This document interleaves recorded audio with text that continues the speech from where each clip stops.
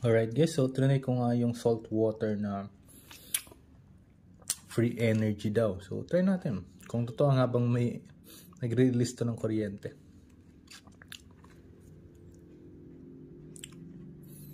So nasa 0.130 point yan. Kanina guys nasa 0.08, ngayon umakyat na. So kung gusto ko makapag-charge ng phone, siguro dapat taasan ko or kailangan ko ng ganito, no? 9 pieces or 10 pieces na ganito na isi-series ko para maging 1 volts, no?